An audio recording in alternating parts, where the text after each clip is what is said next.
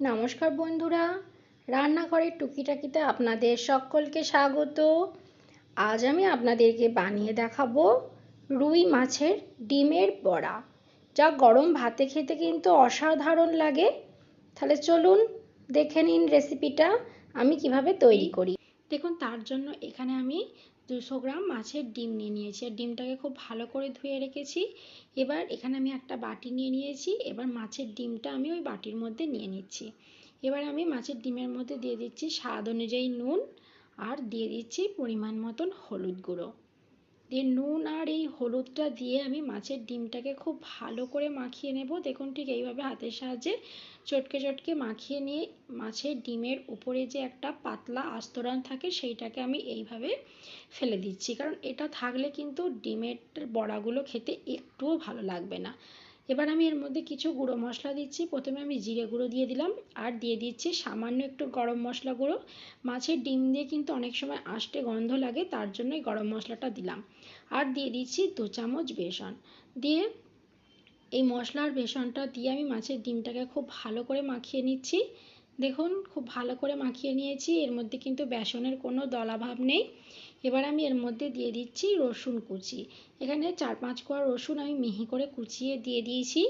আর দিয়ে দিচ্ছি সামান্য একটু আদা, সেটাকেও কুচিয়ে নিয়েছি, সেটাও দিয়ে দিলাম। আপনারা এখানে আদা রসুনের পেস্টও দিতে পারেন, আমি এখানে কুচিই দিলাম। এবার আমি এর মধ্যে দিয়ে দেব কিছুটা লঙ্কা কুচি। এখানে 2টো লঙ্কাকে আমি মিহি করে কুচিয়ে নিয়েছি, সেটাই দিয়ে দিলাম।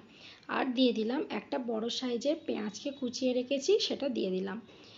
এবার আমি এর মধ্যে দিয়ে দিচ্ছি 1 মুঠো কুচিয়ে রাখা ধনেপাতা আর দিয়ে দিচ্ছি সামান্য একটু খাবার সোডা। দিয়ে এবার সমস্ত উপকরণকে আমি হাতের সাহায্যে খুব ভালো করে আবারও একবার মিশিয়ে নিচ্ছি। দেখুন, খুব ভালো করে মিশিয়ে নিয়েছি। এবার আর এটাকে আমি রাখবো না, সঙ্গে সঙ্গেই বড়া ভেজে নেব, কারণ এর মধ্যে পেঁয়াজ দিয়ে দিয়েছি, জল ছাড়বে। দেখুন, তার জন্য প্রথমে আমি কড়াইয়ের মধ্যে বেশ কিছুটা পরিমাণে সর্ষের তেল গরম করে নিয়েছি। আমি ডিমের বড়াগুলো সর্ষের তেলে ভাজছি, আপনারা চাইলে রিফাইন তেলেও ভাজতে পারেন। দেখুন, তেল খুব ভালোভাবে গরম হয়ে গেছে। এবার যে মাছের ডিমের মিশ্রণটা আমি করে রেখেছিলাম সেইখান থেকে অল্প অল্প করে নিয়ে হাতের সাহায্যে এইভাবে বড়ার শেপে আমি তেলের মধ্যে দিয়ে দিচ্ছি। আর একটু সাবধানে দেবেন, কারণ মাছের ডিম কিন্তু ভীষণ ছেটে, তাই গ্যাসের ফ্লেমটা লোয়ে রেখে দেখুন সমস্ত বড়াগুলোকে আমি দিয়ে দিয়েছি। এবার গ্যাসের ফ্লেমটা লোয়ে রেখে আমি ডিমের বড়াগুলোকে ভেজে নেব। দেখুন, কিছুক্ষণ হয়ে যাওয়ার পর আমি এটাকে উল্টে দিচ্ছি।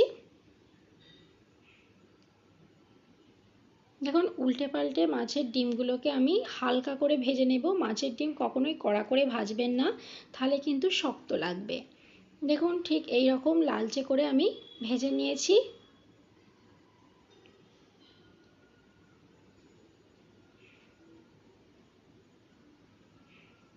এবার আমি এগুলোকে তেল ঝরিয়ে একটা প্লেটের মধ্যে তুলে নিচ্ছি।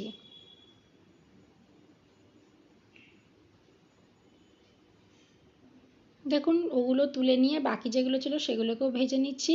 দেখুন, সমস্ত মাছের ডিমের বড়াগুলো আমার ভেজে নেওয়া হয়ে গেছে। এবার গরম গরম গরম ভাতের সঙ্গে পরিবেশন করলেই দারুণ লাগবে খেতে। তো বন্ধুরা, আমার এই রেসিপিটা কেমন লাগলো কমেন্টে অবশ্যই জানাবেন। ভিডিওটা ভালো লাগলে একটা লাইক করে চ্যানেলটাকে সাবস্ক্রাইব করে দেবেন। আজকের মতন এই পর্যন্তই, ধন্যবাদ।